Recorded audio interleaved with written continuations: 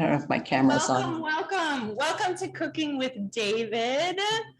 I am your co-host and co-ED for the evening. Welcome. Get a glass of wine, settle in while folks are trickling into the event. While we get started, I thought that I could do a couple introductions. First of myself, my name is Darcy Buendia. I've worked at HIP here for about 9 years. And for those of you who may be a little bit newer to the organization, I would also love to tell you just a little bit more about Hunger Intervention Program. We are a nonprofit meal program that has existed for over 15 years at this point. And it is our mission to provide nutritious meals, advocacy, and education for underserved populations in Northeast King County. That's basically what we do here.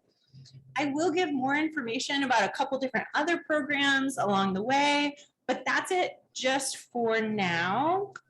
But until then, I hope you enjoy what I think will be a very relaxed, kind of behind the scenes vibe here in our Lake City kitchen.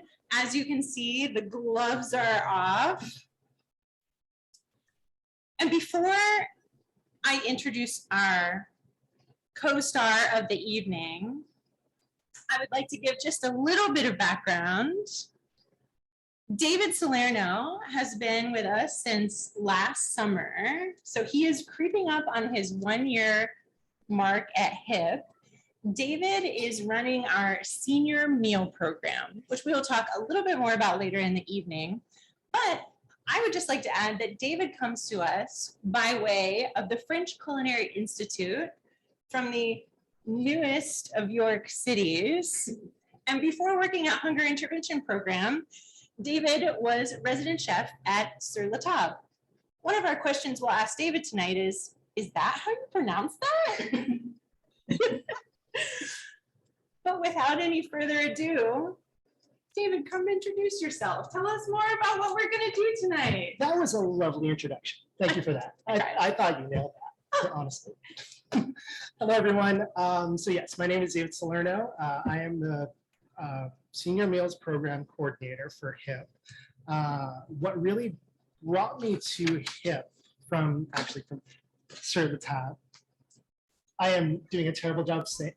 Someone will correct me on how to actually properly pronounce that in the chat, I'm sure, but Sur La Table. So apparently, if you are by way of Jersey, it's Sur La Table. Yeah. Like that? Yeah. Okay, got it. You really got to emphasize that. Okay, yes.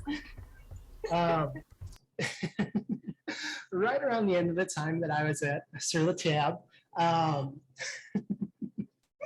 was kind of feeling a little disconnected from community and thinking a little bit more about kind of what it means to be a chef. And part of that for me was examining that it really means to nourish people, to provide food for people. And so kind of in a pivot moment, I wanted to kind of work more with community. And that's when I kind of stumbled upon HIP and made my way here. So that's a very, very shortened version of it. But I guess that's kind of another story I could tell at some point in the longer form. Anyways, I'm very happy to have all of you here today. We have a pretty nice menu. We're going to be making ricotta gnocchi and a nice arrabbiata sauce. There is going to be a arugula salad with some shaved asparagus because it's the season for asparagus. We're also going to be doing kind of a warm bean salad with some charred artichoke hearts. So pretty nice, pretty springtime meal.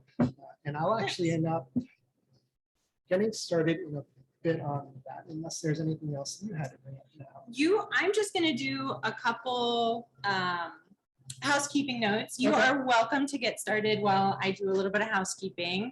Just some tech items. I wanted to let you all know that beforehand, we were already soliciting questions from everyone who registered. So if you already submitted questions beforehand, we have taken those into account and do hope to hit most, if not all of them throughout the night. That being said, if questions pop up to you while we're in the middle of things, we will absolutely try to hit as many of those questions as well.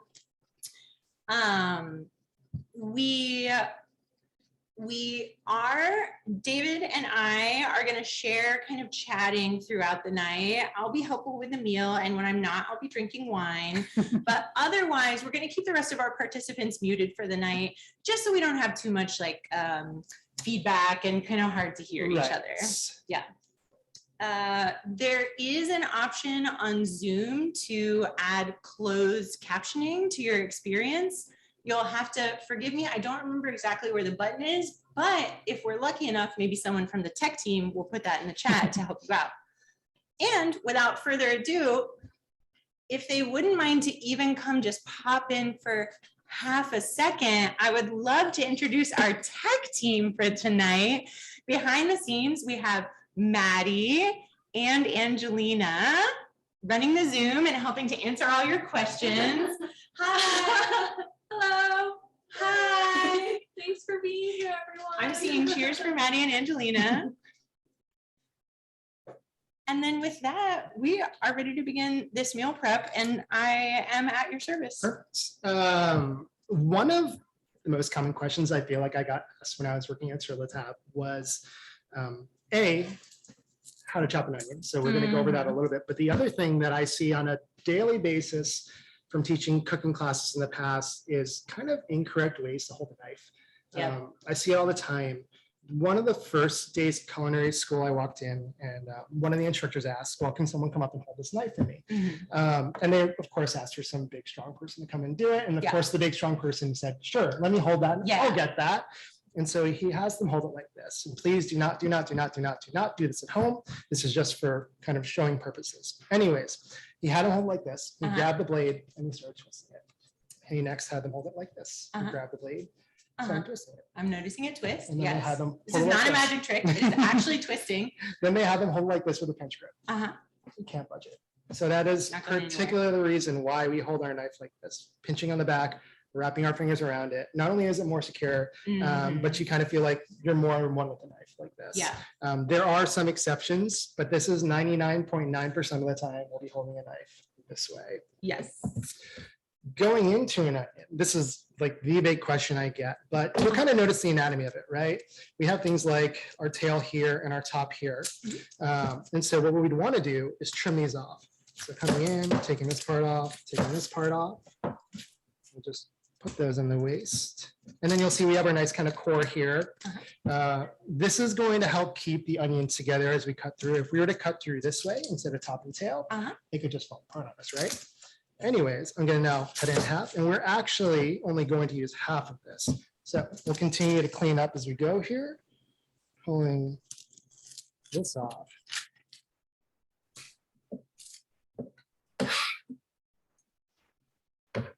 I think that's a nice technique even that a lot of folks may not think about for the home kitchen. Yes, I love the bench scraper for this, particularly because it's a lot safer than a knife, but a knife is really good at cutting things. It's not really good at picking things up. So I would save your knives, save your palms possibly. I would use a bench scraper for that if you happen to have one. These are also really great for cutting cold butter specifically. Oh, nice. And crushing nuts so you don't, again, not going to ruin your knife if you all right, you've convinced me. I'm either going to buy one or steal one from him. So kind of moving on to the onion here, we can talk about its anatomy, but if you were to look at this, right, like it's a bunch of just circles curled on top of each other, right? Yeah. So in a lot of ways when we want to cut an onion, first of all, we have this root end that's going to hold everything together. But as we're going to cut through it, what we want to remember is we can either kind of go with or against the grain. So for this, specifically for this salad, we actually are just going to do slices. We're not going to dice this thing. If we were going to dice it, it would be this very classic, you know, cutting through here, making our chops here and going back against it. That could be for an entire another kind of course if we were going to talk about it. But today we're going to end up just kind of cutting this into strips. Okay. Very specifically about this is that when you cut, this is one of those things. I I feel like you go on the interwebs and you see kind of the chef talk. And one of them is you can kind of tell when a chef is cutting an onion versus kind of a line cook or someone else, because they kind of take the time to properly cut it this way with the grain. It could be very, very, very chefy to say that when you cut with the grain, you're actually destroying kind of the flesh of it less. And it's a very Japanese thing that if you kind of go with it, it becomes less potent and pungent. So you're actually, first of all, it's not going to make you cry as much because you're not destroying the cell walls as much. Yeah. But beyond that, your onion will actually taste more like onion. Go with the grain. So go with the grain. Go So with the grain. for today, exactly, we are going to go with the grain. And as we hold our knife correctly, right, with the pinch grip and our claw on the other end, you just work our way through the onion like this, rocking slowly. And we've got our onion. Perfect, right? So this is actually going to go into our salad bowl, which I don't know if you can actually see, but I promise you it's over here. It's off to the side. It'll come back at some point. There it is. So we've gone through our onion. This is actually also something I wanted to bring up. So I clearly have been using my knife here, but I know I got a couple of questions about kind of home knife use or things that I might keep around all the time. Yes. We have definitely gotten questions like, okay, you have this knife, but how many different knives do I need in my kitchen? There's a lot of folks who buy the big blocks of knives, and that's like to each their own on that. But if I were to give any sort of suggestion on it, which is what we're here for. Exactly. You really only need 3 knives in your kitchen. Okay. You need a chef's knife, which would look something like this. Okay. And as we would say, this can take care of 90% of the things that you will ever have to do in a kitchen. And I think a common misnomer is this one can feel a little bit intimidating because you're saying it's a very versatile knife, but it's a knife that I think is a lot bigger than a lot of us are used to using. This even specifically, and I will say this, this is a very large knife in particular, even for a chef's knife. But one of the common things is we go back to the pinch grip is that if you hold it correctly, it actually feels much more manageable. One of the things you see people do is this, and of course this is going to feel unwieldy. Now it's 4 inches long. Exactly. Yeah. So chef's knife is number 1. The second knife would be something like a paring knife. It'll probably be small or something smaller. The way we describe this is anything you do on the board, you're using your chef's knife. Anything you do off the board, use a paring knife for. So if I was peeling garlic or shallots or a very fancy kind of trimming of vegetables, I would be using something like this. Okay. I don't love using sports equations, but this is one of those. We'll accept a couple. Hey, tech team, can you keep count of the sports metaphors? Okay, they're keeping track. But the equivalent of kind of, it's funny because I'm probably going to chop garlic with this later. Yeah. But if I were to chop garlic with this, it's almost like using a driver to putt. It'll get the job done, but it's not necessarily meant for that task. Yeah. And so this is, as a smaller knife, is going to be way safer for you to actually use.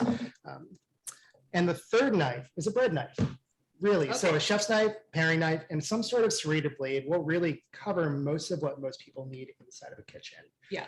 Can I ask you a follow-up question? Yes. Is a bread knife just for bread? Is it that specific?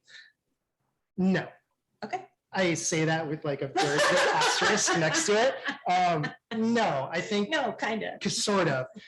The bread knife very much is for bread. That said, it can handle a lot of other tasks. One of the really great ones is if you have a roast and it has a really thick crust on the outside, this almost won't catch on it. Even if it is very sharp, you'll almost just kind of saw into it too much. So much like the outside of a really crusty loaf of bread, like a really crusty roast, you would almost want to use a serrated knife to get into it and start cutting through it, if that makes sense. So I have another question I'm going to implant for you. If you need to get started on prep, please do. I'm going to kind of go as you. Yes, absolutely. There was a question that we received beforehand that is also a question of mine. I feel like it doesn't matter how long I'm in this kitchen, I still struggle with sharpening knives. Oh boy.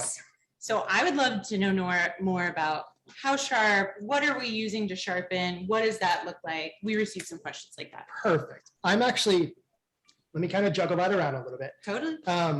I'll start having you do something for me if possible, and I'll kind of answer that question. This is called a microplane. This is one of those kind of things that I find I just cannot not have. Like I need this all the time. It has so many great uses and functions. And if you're sitting there and mincing garlic, it's going to save you a load of time. And so Darcy is going to mince some garlic for us on this microplane. And if you can do this one and put it right back in. And also, Absolutely. if you could do all of these and put them all in. Here we go. Oh my. Okay, all right. And just a heads up on that, it might look like there's nothing coming out of it. So I would just kind of do it on the board and then give it a big whack on the board, and it's going to release all of the garlic out of it. Gotcha. Thank you. So kind of going on to knives, there are a lot of different items out there. There are kind of the automatic knife sharpeners that you see that people kind of pull through and it sharpens them. There are things like honing rods like this, and there are Japanese whetstones. The kind of misconception is that this is a knife sharpener. This is not a knife sharpener. This will simply realign the edge of a knife. Think of it almost as if, if you really looked at the edge of your knife over a period of time, all the little edges kind of start to go back and forth like this. Yeah, Your, like a lasagna noodle. Right, so your honing rod is going to align those back. The problem with that is it'll feel sharp for a little bit, but at a certain point, if you keep kind of folding those back in, what'll happen is you'll kind of get, like when you take a paper clip and you bend it back and forth, eventually it's going to break, right? And so you are now kind of fatiguing all of that steel where it's way more likely to break. So what you actually need to be doing is using a sharpening stone to get fresh steel on the knife. Okay. If that makes sense. Yes, Right. it does. It's safer, it's stronger. And the reason why sharpening stones are preferred for a lot of people, like myself, knives all have different angles. So when you put it through an automatic knife sharpener, it's forcing an angle onto the knife, if that makes sense, right? Like I can put it through a machine that has a very set angle that it wants to put the knife to. Yes. If I do it by hand, I can feel the angle and adjust. And so the stone kind of allows me to feel it and it won't mess with the knife too much. I appreciate that because it, like, despite my years at HIP, I'm still intimidated, and that's the tool I have at home, the thing that like forces you on a particular angle. And to be fair, there's nothing wrong with that. If you have a knife that you feel, if you feel confident and comfortable and it is getting you a sharp knife, that's the most important thing, because when do accidents happen with knives? When they're dull. It's really, really important. I'd love to say that our knives are always sharp here. But we're not going to lie on camera. No, never, ever. So I have some trays. So as Darcy is actually very effectively getting through all of that garlic right now. When you're ready. For any of you at home who are actually following us along, can I borrow this really quick before you do it? Yes, yeah. So let's say you I didn't have to have a get the microplane. tablet ready because I need my tablet to. Almost treat this a little bit like we identify would some more. an onion. And so when I say that, we say that there's a top end and then there's a root end. And the root end is going to keep this all together. But as I said before, we'll go through this with this knife. It's a little bit smaller. And so I would treat this almost like an onion and go partway through here. Oh, this is quite precise. And then I would make cuts along it. And then I would come through now that I've kind of got this grid on here and just. Now, pros and cons, right? I was able to do this and it's great and it's got a nice mince. Yep. But if you were to truly compare these two, there's a very big difference between them. Mine is closer to a paste. Yours is closer to a paste. And so there is no right answer. It's whichever one you're comfortable with, but they're going to give you two different results. Yeah. So I will leave you to scoop up that garlic. I will say, if you have strong preferences about your fingers smelling like garlic, the microplane is Want maybe that. not the one for you. Should I just eliminate it? I think they're 5,000. Oh, I'm boy. destroying your cutting board. Oh, goodness. They're all 5,000. We're good over there. I'm going to take these away really, really quickly and put them, put them Even away. though they're, I've also got some herbs for you to chop. So if you're following along again, this is specifically for our vinaigrette. So Okay. this is about a tablespoon of mint, a tablespoon of oregano. If you don't mind, they are mixed together in there. Okay. Basically just taking a knife and running a knife through there. It can be a coarse chop. We like to call that rustic, right? It's okay. It can be a Love little that rustic. framing. As Darcy goes through that, I'm actually going to talk about the asparagus that we're going to use today. And one of my other really favorite items that we have, this is called a Y peeler. Whatever kind of peeler you're comfortable with at home, feel free to use. But what I like about this is they are very, very, very, very, very, very sharp. And they're very inexpensive, which is great. In professional kitchens, these go missing all the time, not because people lose them, but because people steal them from each other. That's why mine has a little bit of nail polish on the bottom. Make sure everyone knows it's mine. So going from there, we'll talk about our asparagus, right? The way that I feel like we see people do this all the time is we break it off. And that's how we know where the end. I have always done that. I've never fully understood why. I don't know why either. Every time I do it, I'm like, I can just feel that this is a myth that is not correct, but I've always done it. This is what I've been told to do. But anyway, so basically we have a small enough now. We have like 4 or 5 here. We've snapped the end off of it. I'll snap off all of them. But what I would say is that if you were doing a large quantity of these, what we would do really in a kitchen is I would snap one off and then see where it breaks off and just cut the rest of the same spot. Kind of save myself the time. Here, I'll create an ASMR experience for everyone.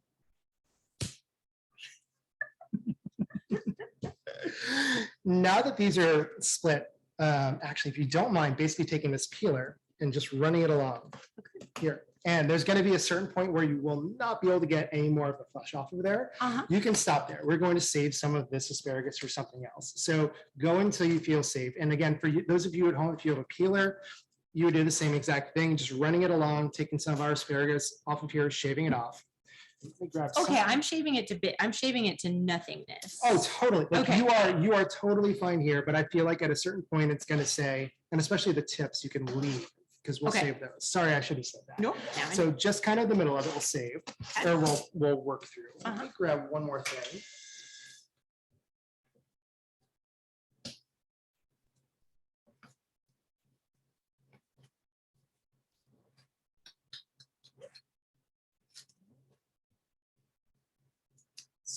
just want to offer my consolation to anyone at home. If yours doesn't look pretty, neither does mine.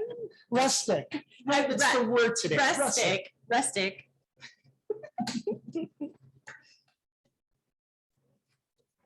Oh, there we go. I was moving them around too much. There I we feel go. like you get in the rhythm with that, right? And it's start to feel good about it. I'm in it. You're- I'm in it. Ready for another sports metaphor. Oh boy, I'm shorthanded. I don't have one. Sorry about that. We already have a request. Requests Sure. are flooding in How do to you- learn how to use the whetstone. Oh Do you think my. we could maybe rejoin someday and just do a session on that? Yes, that is a very intensive kind of course to do, and it requires a lot of time to cover it correctly. Yes. So I am all for people learning how to do it. I think Uh-huh. it's great, and I think it's something that'll save you kind of time and money in the long run when you do have a knife. Yeah. But it's very much its own thing. Maybe we'll cover that in the future. I think that would be fantastic to do. Sounds like a good in-person class. Right. It sounds, I very, agree. it sounds very It's very tactile. It's Yeah, yeah, very tactile. If you don't mind throwing those in with the rest of our salad. So again, Absolutely. to be clear, we have our salad bowl. If you want to show it, Darcy, Oh, here it comes. here it comes. I'm falling in love with this bread scraper. So what should be in here right now is our arugula that we have. We have some shaved asparagus, and then we're going to also have our red onions in there. This can all just hang out together for now.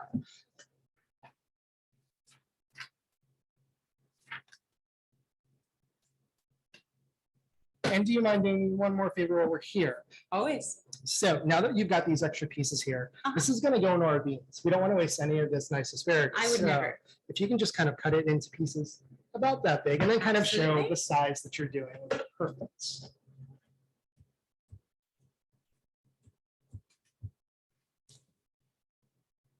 Okay, folks.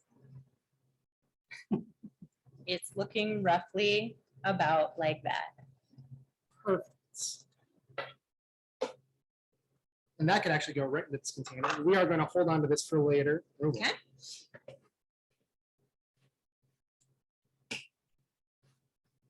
Now, this may seem very front-loaded, but a lot of this is us basically getting the prep done for later. So when we eventually get to our cooking, things need to be moving very, very quickly.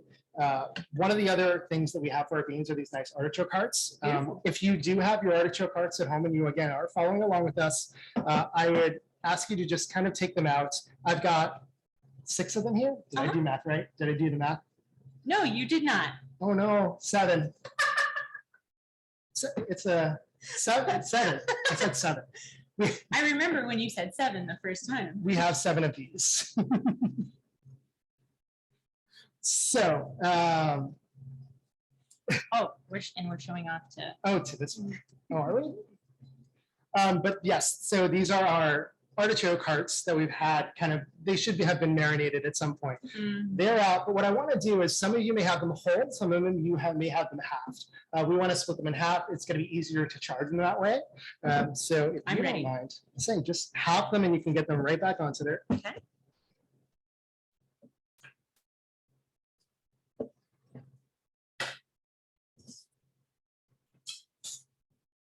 And I'm going to move this a little closer to here because we're going to start our marinara sauce Beautiful. in a little bit. And so that's going to require us to kind of be here. Perfect. And I'll take that back from you.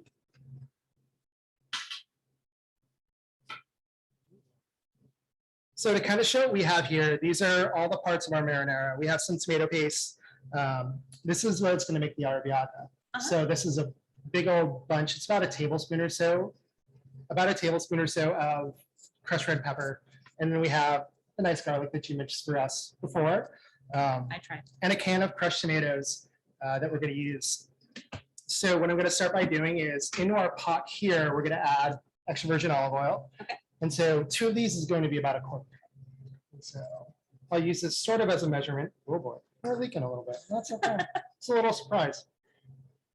I gotta say, I feel like this is another thing that will often surprise the home cook who transitions into seeing how chefs will do things. The amount of oil usage is different. There's no ifs, ands, or buts I about want to it. say that it's very much a kind of accepted trade-off. When you go to a restaurant, you almost accept that you will probably eat something that is going to be slightly higher in fats and salts. And it's no secret that that's sort of how we learn how to do things and operate when we cook stuff. I accept the trade-off. So specifically for our marinara sauce, I believe that it should be very, very simple. Yes. So if you were to really ask me, the only things that you would need are the tomato products and garlic. That's it. There's no secret. You are the secret ingredients, right?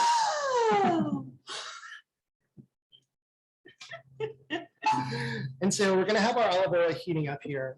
And what I'm going to want to do is drop all of our crushed red pepper into the pot. And it doesn't need to sizzle, all right? If you're following along at home, we don't need it to be kind of ripping and boiling or not boiling. I don't need to start coughing. No, you don't need to start coughing. All we're really looking for here is to start extracting some of the oils out of the crushed red pepper and into our marinara sauce. Yes. So while that's going, while that is heating up here, we can talk a little bit about tomatoes too. Part of the reason why I'm using a crushed tomato for this, if you can kind of see it here, specifically, this is a very quick sauce. If you were to use something that was a whole tomato, it just wouldn't have the time to break down properly in the amount of time. This is one of those moments where I'm totally fine with using a crushed tomato product in here. Ooh, I'm interested to know that there are times you are not If I was, interested in using so in New Jersey and New York, everyone in New Jersey. actually, we're going to stop doing the sports counter. It's going to be every time Dave mentions New Jersey, it's going to be the new counter because I feel like that comes New up Jersey. often in my life. In New Jersey, we would call it gravy. And so on Sundays, it's called gravy. And it's basically like a big pot of usually like tomato sauce and sausage and brajol. And it could be all these different things that cook and simmer away all day. And it's kind of your Sunday meal. And so if you were to have big tomatoes, they can break down properly kind of over that time. If that makes sense. Yes. So this is heating up for us. I'm just pointing out that there was a rumor that bacon is on the way. Bacon is on And the way. And I am excited about it, but I will let you do things in order. So while this is going, I'm okay also now adding our garlic in here. Again, if you're following along, the big thing we want to make sure is that we don't burn it. And you can sort of hear, right? Like it's starting to talk to us, right? You can Mhm. hear it starting to sizzle away. And we just want to make sure that we do not burn this.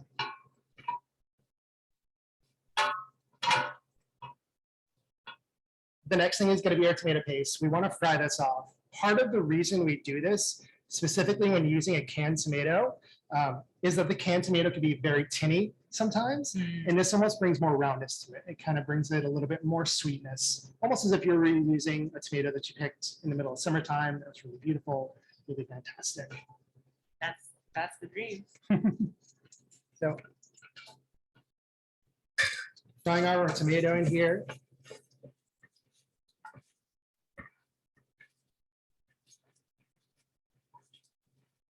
How much? Put it in the chat. Can you hear the sizzle? Yes or no? So frying off, this isn't going to take very long. We're not acting like we really want to cook this. We just kind of want to heat it through, give it a little bit of nuttiness, a little caramelization. Yes. So this is going, you could even see on the inside, if you're looking, the color's changing. It's leaching out a little bit, that tomato. Oh, yeah.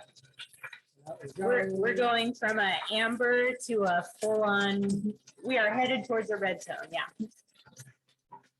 Now that I have this on, we would drop our tomatoes in next.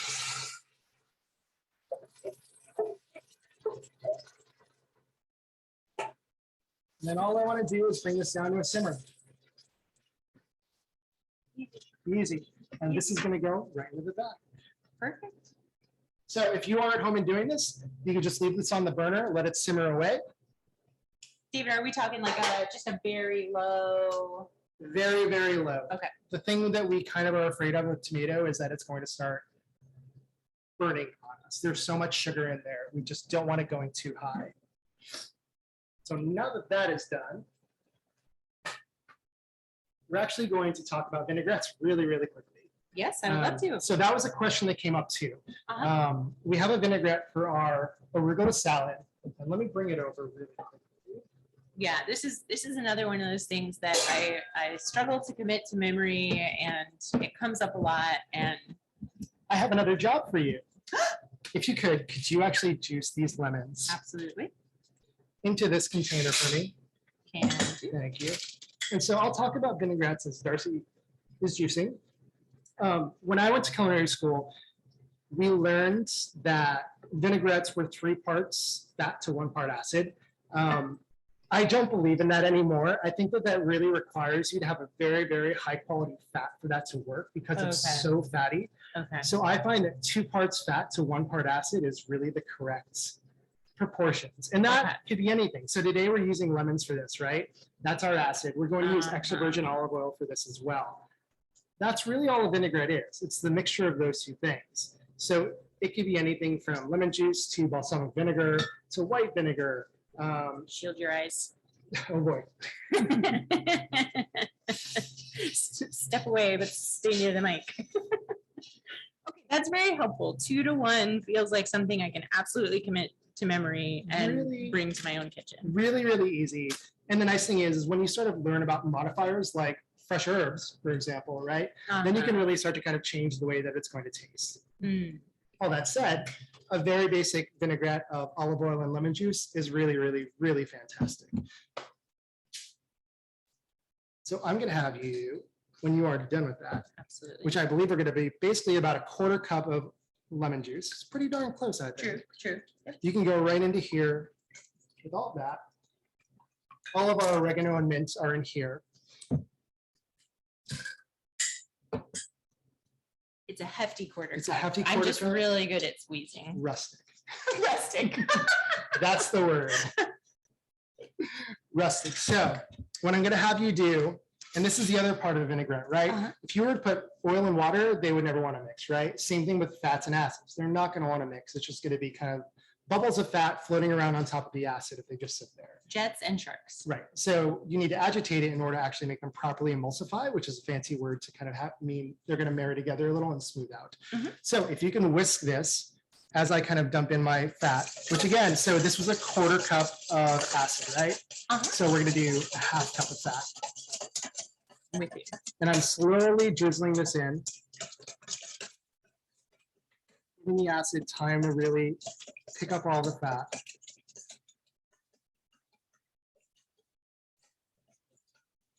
I would not have imagined that the speed matters. That's helpful to know. It just kind of gives it more time to fully accept everything. That makes sense. I mean, this is a marriage. We can't rush things. Fools rush in, they say. And it's as simple as that. So again, you can kind of see, if you were to give it 1 sec here, see how it's kind of married together a little bit more. It's not just fat sitting on top of acid and little kind of globules. Uh-huh. So that's exactly what we're looking for. I'm going to give this a pinch of salt. Did you feel it? No, I'm fine. All right, with that in specific, I have another question for you. Yes. What in the heck is the like, I'm a chef, I start with the salt up here and then it like sprinkles down from the heavens. Like, what is that? What are you doing? I'll actually show it to you on here on the sheet tray. It might be very easy to see here. So the main reason why we do that is whenever we season really, really close to a pan, when we season really close to something, right? What happens is it tends to clump up in one tiny little area, right? You kind of get this. Mhm. When you season from higher, it It's allows better. it to spread out more evenly and distribute. It's And better. so that's the way that you would kind of allow yourself to get more surface area and just a little bit more evenness there. This is a bonus question that I'm adding. Mhm. Same true with flour? No, it is true. Uh-huh. It's the way we learned to, like, if you were gonna dust flour somewhere, Uh-huh. we actually learned to do it by like shooting dice. So that you would do this and like throw it like this. Does that count as another Jersey reference? Oh boy. I don't know if I should be, I should feel about that. On that note, do you feel ready for a very small intermission? Yes. Tech team, do you feel ready for a very small intermission? Okay. I wanted to introduce something. We would love to play a short video about our senior meal program because, well, this is a very cool look into the kitchen where the magic happens, and we're so happy to have all of David's expertise. We also want to show you what we actually do on a day-to-day basis. So our senior community meal program has existed for over 5 years now and has 2 locations, one at the Lake City Community Center and another at the Northgate Community Center. We would love to show you a short video showing a little bit more what that program looks like on a day-to-day basis. And I do want to warn you, we've tested this video a bit, and depending on your internet speed and what your setup is like, it's a lovely and very smooth video. It may come off to you a little bit more like a jerky slideshow, but either way, I think the visuals really come across. So we'll pause for a second and I'll see you again in a couple minutes.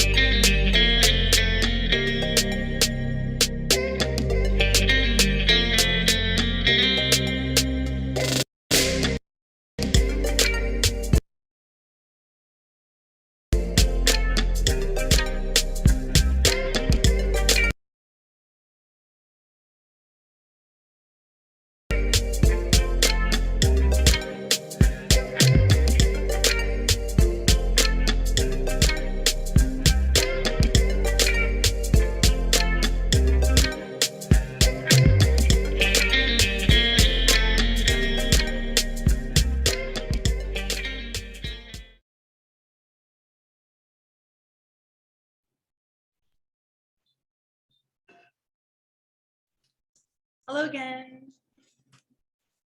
I hope that mostly worked for everyone. Luckily, okay, I'm seeing some, yes, it kind of sort of worked. And luckily, I think a lot of folks on this call actually have direct firsthand experience with our senior meal program, which is incredible. We're lucky to be a part of such a supportive community. And along those lines, as a supportive community, we would love to ask if anyone feels so moved to make a donation while you're here hanging out with us so that we can continue to do cool programming like this, but also our bread and butter, which is making nutritious meals and bringing it to folks who need it most. So if you feel so moved, the tech team is going to put a link in the chat and you are able to donate in whatever way you so choose. David, what's up next for us? So one of the I think what really makes these beans that we're going to have with the artichoke hearts really fantastic is we're going to end up cooking some bacon and cook everything sort of in bacon fat. It gives a nice smokiness, a nice smoothness, everything. So I know for those of you, again, at home who are following along, we have some strips of bacon here. Now, traditionally, a lardon would be cut from a larger piece of slab bacon. A lardon? Lardon. Ooh. Again, don't please the pronunciation. I cannot. We won't hold you to Do that. not hold me to it. I went to culinary school, but I didn't learn how to speak French. So anyway, so a lardon generally would just be a larger, kind of thicker piece of bacon, essentially, or we would cut from a larger piece of bacon. And what you end up getting is way more kind of a cube or a square. You get the same flavor. Well, I'm going to sound like I love lardons because I do. It's like this really big burst of flavor in your mouth. It's almost like eating a crouton that's really, really good when it's buttery. You bite in and the outside is kind of crunchy and the inside kind of has this nice fattiness to it. That's the difference between them. That said, Just give me a minute. Yeah, Okay, go ahead. all right. I'm ready. That said, buying slab bacon can be tough for some people. It's not always available. Yeah. So we're going to use regular old bacon for this. So what I'm going to do is I'll end up cutting this Okay. just into some pieces that kind of look, as I get my hands all hammy, kind of look like this. For anyone kind of looking and anywhere. Oh, it looks a little rustic. Look, thank you. Yes, that's what I was going for. Again, people pay more for that usually, right? The cost of this fundraiser is going up and up. So going through all this bacon, what I'm actually going to do is, after this is cut, I'm going to hand this to Darcy, and we're going to get this into a pan. And what we're going to want this to do is, if you, again, are following along at home, put this on a very nice low flame. The reason for that is when we cook bacon, we want to cook it at a low temperature. What this allows it to do is properly render the fat out. If you were to put it into like a ripping hot pan, you almost just sear it and the fat kind of stays in. When you cook it at a low temperature, the fat renders out and then you fry it in its own fat essentially. So to repeat it back to you, because I feel like this is a term that will sometimes go over my head. To render means to take the fat out. Yes. Yes. I'm stumbling. Out of the Yes. lardon. Yes, exactly. So if you want to turn that onto a low flame, so if Yes, you were to I go will all the way over just- here, I click it will on, just do and that. then you want to take a peek under. And we're just going to leave it. It's going to be okay. Keep your eyes and ears open. If it starts to go really wild on us, then maybe we'll change it. But for now, it's going to be okay the way it is. I love my don't do anything to it task. This is great. So now that we're done with that, we're actually going to move on to our artichoke hearts as well. These need to get charred off and seared off. And these are kind of the last steps for all of the meal prep for today. I know we've bounced around a lot and I know it can be kind of difficult to follow some of this. So again, this will be up, I believe, again, this whole video, and it might be easy to follow. Kind of, you need to go back and kind of see everything and what we're doing. Anyway, so I have a cast iron pan here. I am a cast iron believer. I'm one of those people who believes it's one of like the few pans you actually need in your home. That said, you can use any sort of pan for this. It doesn't matter. So we are going to turn this on.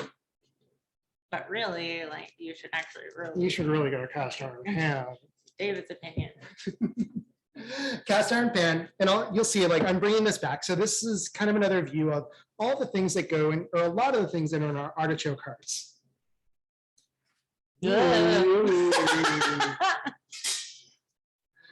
So artichoke hearts, and we're gonna get this nice and warm. And I would use a little bit of oil in this pan.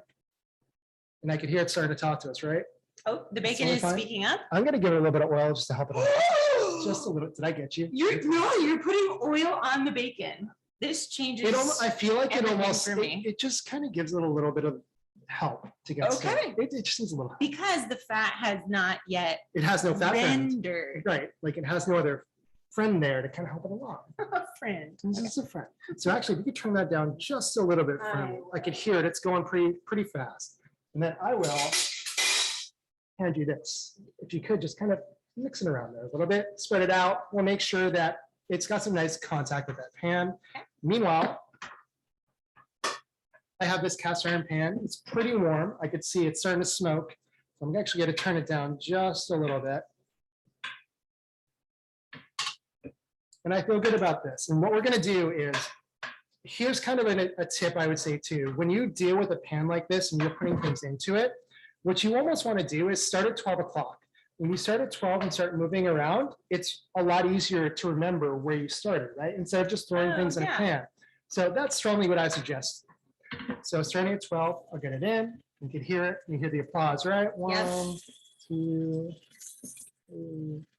I like to count Lady as Gaga reference. Love it. We're going just kind of the flat side down on here. It's just a little easier to get that nice color on it.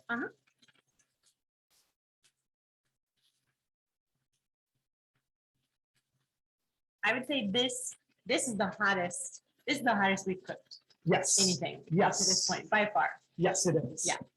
And while this is a very small step, I feel like it's important for this because if you were to just eat these on their own, which is totally fine, they're almost a little bit more briny. They've got some smoothness to them, right? And between this and the bacon, we're starting to bring more smoky flavors into it. So it's not just kind of acid and smooth. You're actually getting some other counter things going on too. So Yes. as these are going, Which is great because 99.99% of us, we're going to get an artichoke from a can. right. And something out of a can. It's nice to have a little zhuzh. Something going on. I can tell you, as we kind of let these cook, one of the first things, again, in culinary school we had to do was learn how to take apart an entire artichoke. I can tell you, just buy these. Don't go and take it. Like, just it's not You worth your heard time. it here first. Unless you're Just really buy the motivated. can. Yeah. So we're looking. Not Use the money you saved to get a cast iron pan. So we're gonna let these go a little bit longer. Take some time to kind of get a nice color on them. And what I'll actually even do in the same pan. This is gonna be lemon that we're gonna use for this as well later. We'll give them a nice sear on here. Nice. So again, we're kind of trying to bring some of those sugary caramelized flavors. David, what is this thing you have here that's definitely in all of our kitchens? That is a pair of serving tweezers.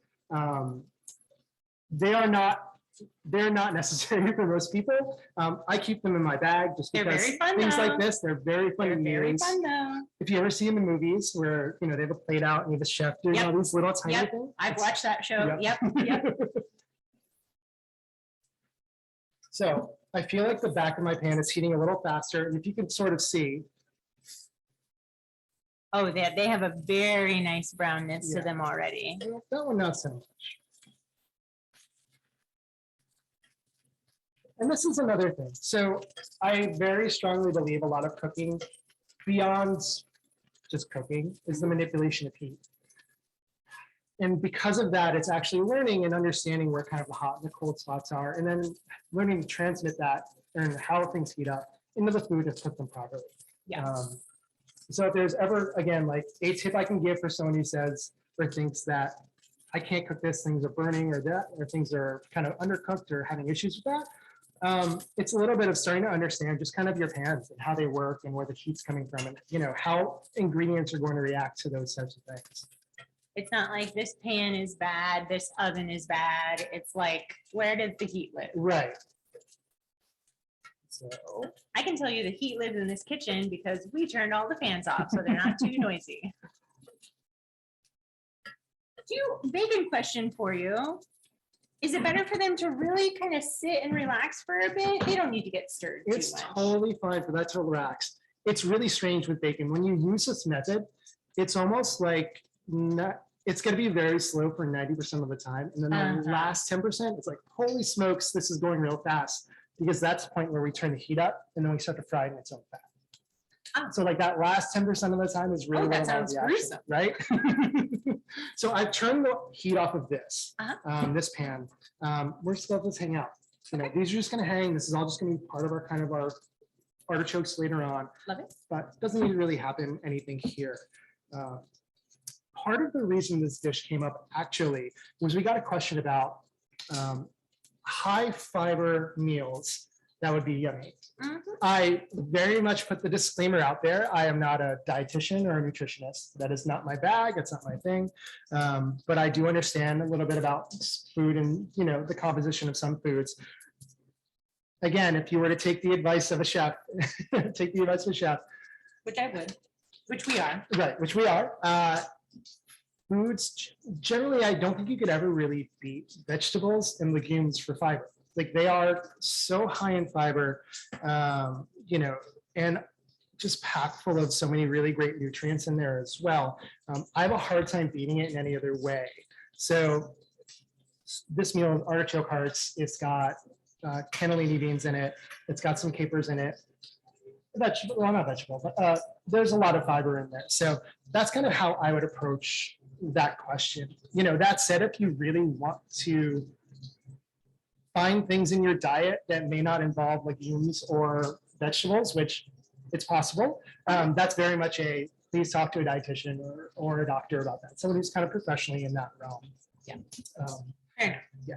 And I would say too, so another question that kind of came off that as well, I want to say had to do with vegetarian options. Yeah, we had a question about, you know, sometimes you're making something that is a meat item, but you want it to taste great, and tasting is like the most important part of cooking. Right. So what are some foolproof ways to, if you can't taste it, what do you do? So I'm actually going to answer that question in one moment. Well, it brings me over. Don't you worry. Absolutely. Right on that. So we're going to make gnocchi, as I kind of talk about foolproof ways to do that. Oh, such multitasking. So I've got a bowl here. And what I'd love for you to do is, so I know for those of you, again, if you are following at home, we have our 150 grams of AP flour in our egg. We have our pound, about 450 grams of ricotta. We also are going to have about 300 grams of AP flour, also kind of on the side. What this will do is, we know there's a certain amount of flour we're going to need to start with. This extra flour really is so environmental because all the liquid in the environment and all the moisture will affect essentially our gnocchi dough. So it's a real variable of how much we're actually going to need to add to it. And they do say that, I've heard, a really great YouTube channel, Pasta Grannies, if you've ever seen it. Ooh. Really fantastic. It's basically a bunch of old Italian grannies making pasta. And I can sit there and watch that all day. That's all I've ever wanted. But they do say, so the less flour you can use, almost the more skillful you are, because the dough will feel really, it's a dare. Yeah, it's almost like the dough will feel really, really, really sticky. Yes. And you're tempted to just keep throwing flour in and throwing flour in. And that's a really hard thing. You almost want to restrain yourself and get just to the limit of the flour. Anyway, so we're going to go in specifically with our flour. And I have a question for you. If you don't have a scale, Sure. cups. I want to say, oh my goodness, give me one moment. I have this written down, and I totally forgot about that actually. Do you mind cracking this egg and getting it into this bowl with our smaller portion of flour? I can handle that. David leaves and I just destroy the gnocchi. David, a New Jersey question for you also. Oh, I'm right back now, yes. How do you pronounce gnocchi? Gnocchi. Yeah. Yeah, I don't want to say it. It sounds so bad. Yeah. Gnocchi. Gnocchi. Knock. Yeah. Knock. Gnocchi. which do you know what gnocchi means essentially? No, what does it mean? So there's a small translation that would really kind of mean it like lump or knot, but we really think of it more like pillow. So because they're these like tiny little pillows of dough, gnocchi. Tiny little pillows. They do make you sleepy. And if you don't mind, so this is going to be our ricotta, and if you want to use this to scoop it in, that would be perfect. The whole thing. The whole thing. So again, 450, wow, my bad, 150 grams of flour, as we kind of looked at it.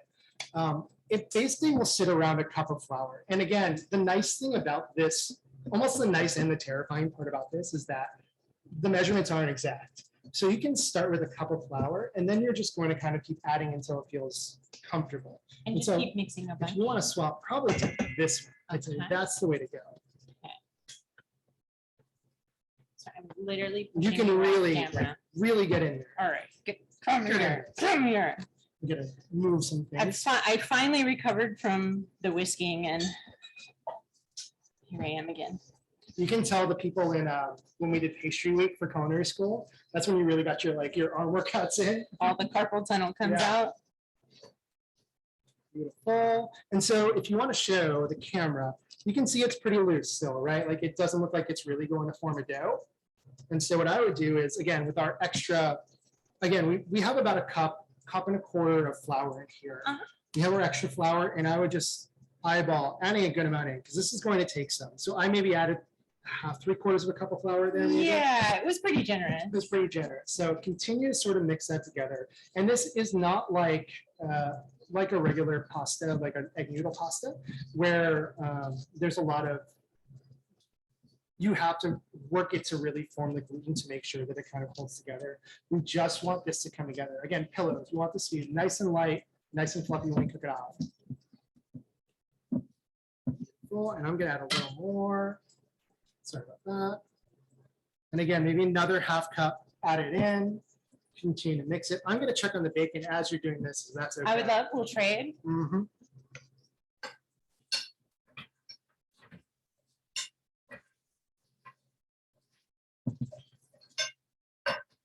It's, oh man, I feel like we're getting to dough Do you feel territory it, right? now. Like it's starting to actually feel Yeah. like it's a bit more sticky. To everyone at home, I felt like as I was doing it, the difference was instead of stirring something, it was like it started independently kind of forming its own ball, living its own life. So what I would say at this point is now that you've worked it with a spatula, the real true test of this is to kind of touch with your hand. Get in there, and if you feel like you could roll it into almost a rope without it sticking to everything, you're in a good spot. This is so antithetical to how we usually act in the hip kitchen. Like, do you feel like it might be too sticky? You think that's workable? I think we're very close. You just I'm want a getting like little a more? little wet dough on the hands. So Like, maybe we'll add just a sprinkle more from up top, right? No. yes. Dice it in. Right? And should I spatula or kind of You know, at this hands? point, I would start hand doing because you're going to Okay. get a better feel. And yes, your hands are going to be a bit of a mess on this. Let me know if you want more flour. I'm more than happy to do that for you.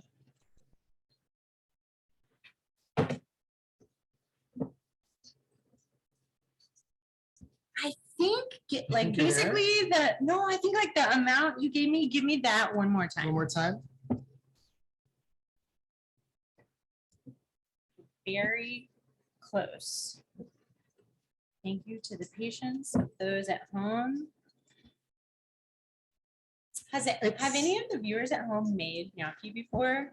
I have to say, I took a cooking class on this once, and this is already just feeling like 1,000 times easier than what I learned in the I past. think that's why I love ricotta gnocchi, not like potato gnocchi. Like this, Uh-huh. you just need egg, flour, and ricotta. This is super simple to just make. All right, I'm ready for a second opinion. Perfect. I think this is very workable. Like I'm putting my hand in here and I can pull away, and it's very minimal kind of drag.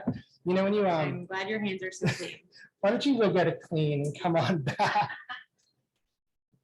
But I think that's really important. Like I can put my hand on here, it can come out very, very cleanly. I know that if you were to work like, you know, let's say you have a really kind of sticky cookie dough and you almost just kind of get everything sticking to your fingers. That's not what we're looking for. You just want a little bit more flour probably in that case. The dough will let you know when you're done. And the other nice thing about this ricotta gnocchi is there's not a resting time. So now that we form the ball, we can immediately go to start to form it. So actually, I'm going to clear a little bit of space off here. And we can actually start to form our little gnocchi. If you give me one moment to put something aside. And so if you are, again, working at home, the nice thing would be is to have a nice container of kind of bench flour here to make sure that we can kind of safely roll our gnocchi out without sticking to everything. Because even though it is a nice uniform dough, it will still have the tendency to pick moisture up from places and very much stick to things. So now that it's here, I would have a nice clean surface to work on. Give myself a nice amount of flour on here. Take this out. And if you could, what I would do from this point is, I've got a bowl scraper here for Darcy. Okay. Could you divide this into 4 parts? You're right back. Let's clean this up. 1, 2, 4. There you go. Perfect. What you're going to want to have with you now is a large sheet tray with some flour on it. This is going to help, this is going to help our gnocchi from not sticking. So once we make them, they'll stay nice and individual instead of sticking together. Nice. This sounds very helpful to me instead of just destroying my kitchen with flour. Right. Put it in a tray. Put it in a tray. That sounds great. So you might be wondering yourself, you're going to use a gnocchi board. Not everyone's going to have a gnocchi board at home. That's fine. But you just call David and you I'll come on ask over to borrow his gnocchi and give you a board. gnocchi board. It'll be easy as that. If you do not have one of these, the great thing is forks work really, really well to do this. Or I also am a strong believer in the gnocchi because it's a pillow. It can not have ridges. That's totally fine too. Some pillows don't have ridges. Some ridges, some Some pillows- pigeons don't have some ridges don't have ridges. So what I like to do is I get my hands a little bit floury here, I'll come just with so you. we're not going to stick too much. And then if you want to work on one of these and start kind of rolling it between your hands, and we want to get a kind of a larger log. And once we get to a certain point, you can almost get it down here and start to elongate it. It's almost easier to do in your hands for a while. I'm feeling like this is the moment where, like, if you have kids in the family, they could come help with this Yeah. bit. I will You say, could get the like, Play-Doh professionals to come help you. pasta making and dumpling making, I feel like the times when you call on little kids to do things for you, like it's total kitchen labor that you can take. So I like my gnocchi very fat. Like I'm okay with this. And so I know it's gonna look like a lot here possibly. And what we're going to want to do is, I'm not sure if you can see kind of the size, but maybe I'll try and hold, I'll try to hold this up. So maybe you can see, someone can see what this looks like. It's pretty rustic, shall we say. Anyway, so, okay, yeah, I think you did it better. More consistent one there. Look at that. Anyways, so what we're gonna do now is take this and just cut little pieces off like that. So if you start running along there, we'll show one of them, a piece maybe about this large. And again, if you decide you like smaller gnocchi, you can cut these much smaller, or you would. I'm cutting yours. Aggressively. Okay. And I'm imagining that the size doesn't matter as much as the consistency. of it. Yes, definitely. Cut your more rustic strip. I'm flouring my gnocchi board a little bit here, and it's actually the big advantage of that is I feel like this board forms it not only easier, but it tends to stick a little less. So if you are using a fork at home, having the fork near some flour to just like continuously dust it, I feel like helps this whole process out a little bit. So what we would do is, I'm going to start one of these, is we would take our gnocchi. And again, this could totally be a gnocchi right now. Like that's totally fine. It doesn't need the ridges. But if we're going to use a board, you're ever so slightly just kind of very lightly push down and allow it to fall. You don't want to go too hard. All we're looking for is a little bit of ridge on the outside, and you might get a little Here, stickage. give us one this direction. Mhm. You might get a little bit of stickage, but see how we're kind of getting our ridges on one side and then a nice opening on the other Uh-huh. side like this? Yeah. What that really does is it allows the sauce to really kind of get in all of those ridges, right? So like surface area is going to equate area for sauce to go into. Now, Shall I off my bacon? what I would say is you can shut your bacon off. And actually, if you want to show it to the camera really quickly. I would love. So we've got a fair amount of bacon fat rendered out of here, and we've crisped it up. So I think we're in a good spot. And that can just hang out. We're going to saute things in that later. What I would say is I'm going to continue to roll these out. If Okay. there's any questions that have come in, I'm more than happy to answer them. But Absolutely. I know that we also have some videos that we could run to too while this is going on. So you kind of let me know Totally. if something has happened while I sit here and roll these out. Oh, sorry, I should show you. If you are going to use a fork, The fork the fork one, this is method. what you would do. It is not going to be as pretty. It's rustic. It's going to be a little more rustic. I find that if you dust this a little more, it definitely makes it easier with the fork, but you would just kind of roll your fork along the back of it, and you would get some smaller, less ridges, but ridges nonetheless. Kind of the same idea. It won't be nearly as, It seems like you're Uniform. using kind of a light touch. It Yes. seems very thumb related. you almost have to just commit to doing it when you do it. If And you I'm kind slow of like, down- it's going to fall off. I don't care. Yes, and that's, again, rustic, really nice. Yeah. Well, David continues to make gnocchis that are lovely. I'll say, I know that we hit our 7:30 time.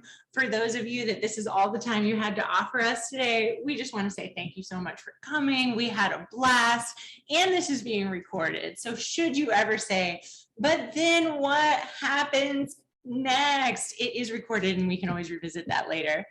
But for those of us who are willing to stay and you're interested, we're glad to have you. We probably have we're another like 10 minutes. We're coming around the bend here. Like, Yeah, we're just about to wrap everything up, but realistically, we have another 10 minutes. So I think would the tech team mind if we did one more intermission with a video? Okay, tech team accepts this. So I would love to take the chance to show while David rolls out gnocchis, a short video about our summer meal program. Our summer meal program is just around the corner. It happens every year. And this program is designed to support kids and families who don't have access to school meals in the summers. It can be quite a hardship on families when school breakfast and lunch doesn't exist anymore. And we take on extra staffing just to be able to accommodate this program every summer and take meals out to different community sites all over Northeast King County. So without further ado, here is a quick video about our summer meal program.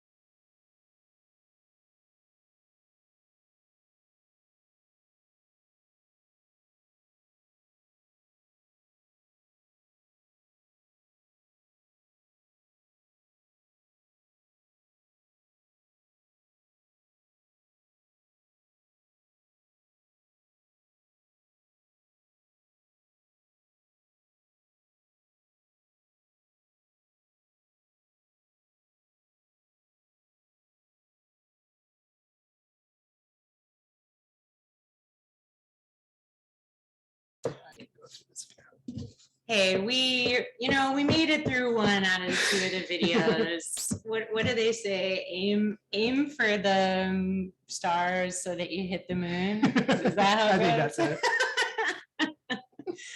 Is that a Florida thing? Taking shots at Jersey all night. Well, we are really excited about our summer meal program, and it is a fun whirlwind of time in which we honestly, in terms of a staffing perspective, grow almost twice the size to what we are usually doing. So it's a very busy time for us and something that we're honestly really looking forward to because it's a fun program. And it's good having those people around. I feel like it's always nice kind of having that. Yeah. Anyway, so I have finished going through our gnocchi here. Somehow magically the gnocchi was You finished. come back and there it is. Isn't that lovely? So gnocchi is done. And actually, we had a question. Uh-huh. So Darcy, if you don't mind, I have this water in the background boiling for our pasta. Do you mind just tasting that for me in the back? We had a question about pasta water and whether or not you needed to salt it and put oil in it. Now, the answer is yes, yes and no. Yes, you need salt in there. This is really one of the few times your pasta has the opportunity to really absorb water and salt into it, other than the sauce at the end. This will give it a very nice, just like generally seasoned flavor. The other side of it with oil is, I know I've seen people say that before. It's kind of like the vinaigrette though.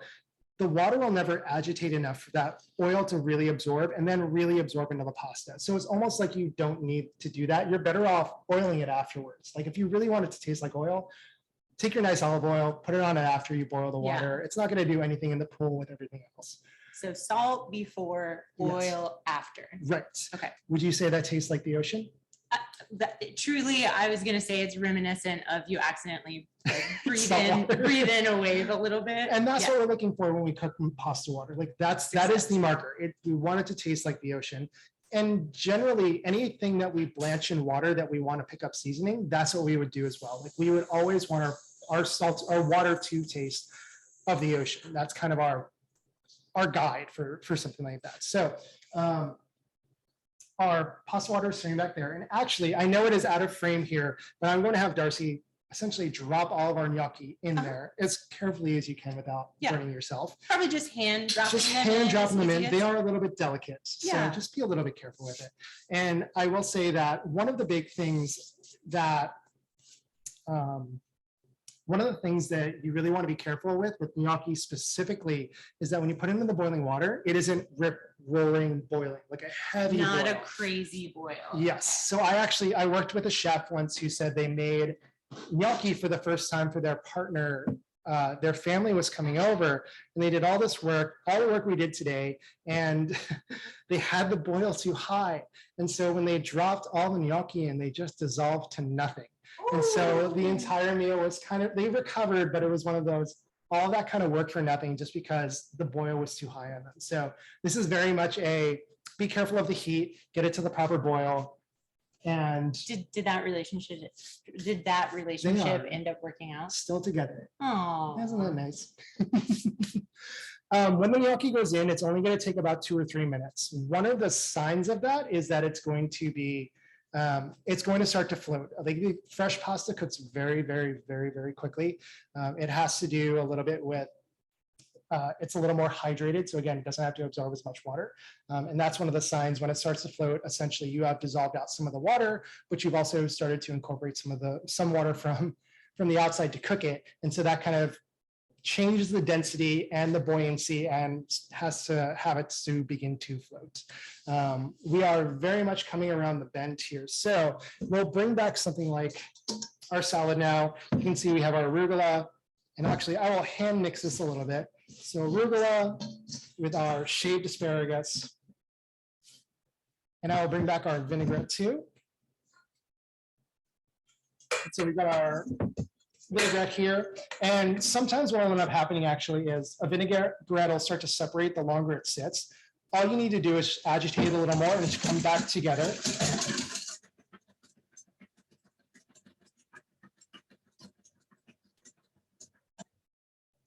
Now that it's together, I'm just going to lightly dress my salad here.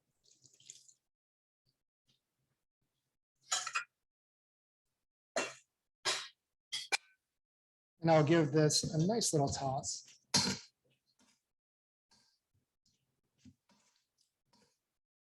Since we're right in, so this is something where if this was going to sit around for 10 minutes or so, I wouldn't necessarily want to dress it. All the acid has a tendency to make greens wilt. So the closer you are to serving something is really when you want to be dressing it. And since we're so close, I'm very happy to get some dressing on here. I'm going to put this off to the side very quickly. Yes. Sorry. So we did just get a question. Is the gnocchi done when it floats? That is 100% correct. It really is only a few minutes. Once the gnocchi starts to float, you are good to pull it out. And I don't know where we are right now. It's starting It's to starting to float. happen. When it starts to float, if you have that sauce next to it, feel free to strain it out and get it directly into your sauce. I'm going to safely move our bacon over here. Again, we are coming to the end. So now that this has cooled down a little bit, we're going to heat it up a little bit again. Okay. So bacon fat, bacon, give me one moment. We have our cannellini beans that have been drained, the asparagus that we had before and chopped up, capers, our kind of seared up lemon that's going to give it a little bit of a caramelized. Look at that. Just look at that. So now that this is heating up, I'm going to steal this back again. Here's another kind of tip is you'll notice as oils heat up, the viscosity changes. So like that's one of the telltale signs that oil is starting to heat up. When it starts to look a little bit more like water and it shimmers, then you know it's starting to heat up.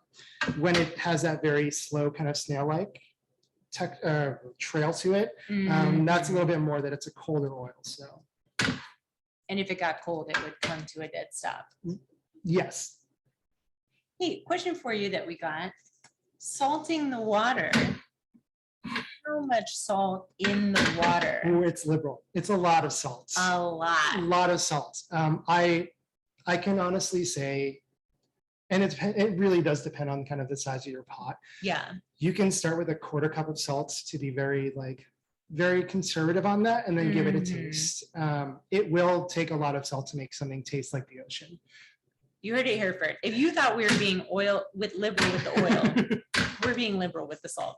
So now that this is heated up, I feel comfortable. I'm going to throw our artichoke, or not artichoke, wow, our asparagus in here.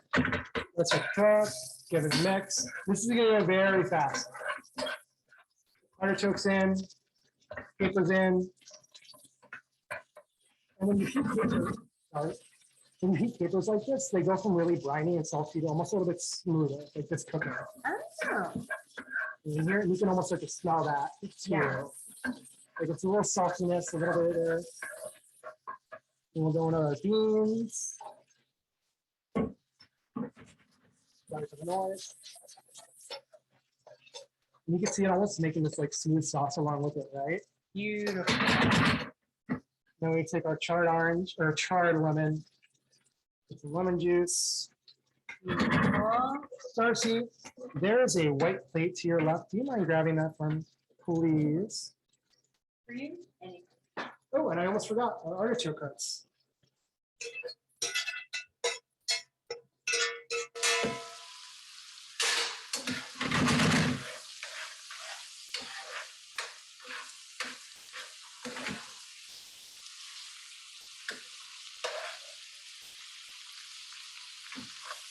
Oh, the plating is beautiful. It's wild how quickly that came together as a dish. It felt like we had all these very disparate parts, but lo and behold, we do actually have a dish here. So there's one dish though. Just look at her. All David did, he put it on the plate, and then you took just a little bit of the oily sauce and did kind of a little extra drizzle on top, so it looked extra beautiful. Look at that. How much would you pay for that in a restaurant? We're plating our salad here.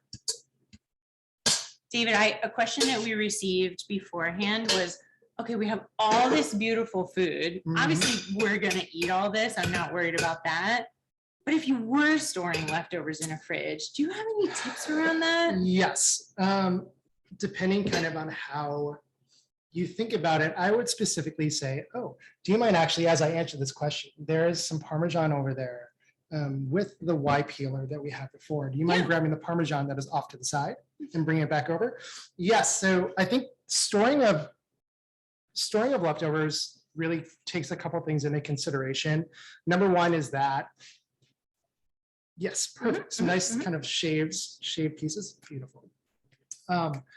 One is that when you store them, something people don't consider is that refrigerators do a really great job of keeping things cold. They're not meant to cool things down. So if you've ever found yourself with moisture on the top of a leftover container, that's because it was too hot when it went in. That can create foodborne illness situations. But most people probably won't have that issue that badly. It's just something to consider. The other thing But that if you did work with me at senior meals on that one fateful Thanksgiving, you will know exactly what we're talking about. What also I would say take into consideration is how you reheat the leftovers. So if it's something that you know is going to heat differently than something else is, you have a couple parts of the meal, I would always keep those kind of separate in your containers, just so you know they're going to heat at the proper rates, and when they come together, they'll be good. The other thing I would suggest too is if you have a lot of leftovers, something that we're very cognizant of is making sure that we just label and date them. If you find yourself with a lot of things in your refrigerator, it could be really easy to get them a little bit confused and mix up with when you made them. Just by putting a little date on there, even if it's on a little piece of tape, will kind of help you keep all those things kind of in check. Oh, actually, give me one moment. Absolutely. Sorry. A little commentary is we took the gnocchi out of the water and David's just putting it directly into the pot that the sauce was in and kind of coating them, those grooves that we worked so hard to make. He's coating everything in that sauce, pre-plating.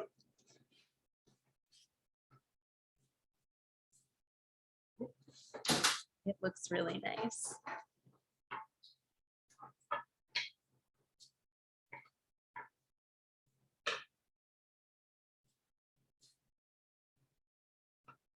And so this is kind of an important thing about pasta too. I feel like when you saw pictures of pasta forever in advertisements, they always kind of show like a naked pasta with like spaghetti, very specifically with pasta sauce, like just kind of drizzle over to the top. Yes. While, oh no, I'm going to straight say it. I don't think that's correct. I feel like your pasta always needs to be dressed, specifically when it comes out of the water. It wants to absorb more water. If you've ever left pasta that doesn't have a dressing on it in your fridge, it just sticks together, right? Yeah.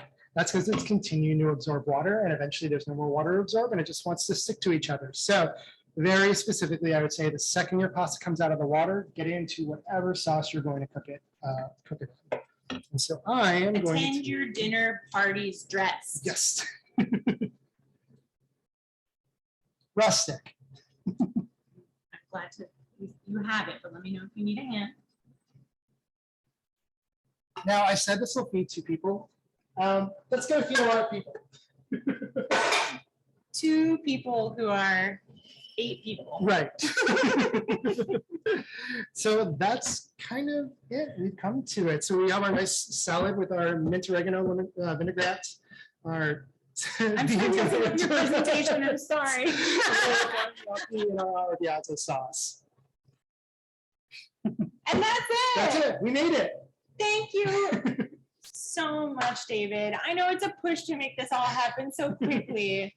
We appreciate you not only in this moment, but in what you actually spend almost every day doing, which is running our senior meal program. So thank you. Thank you for everyone who attended and those who hung on to the last second. Do you have any final words for us? Enjoy the food if you made it, and I hope again if we continue to do something like this, that maybe we'll see some people and we can do something. Yeah. Cheers and thank you.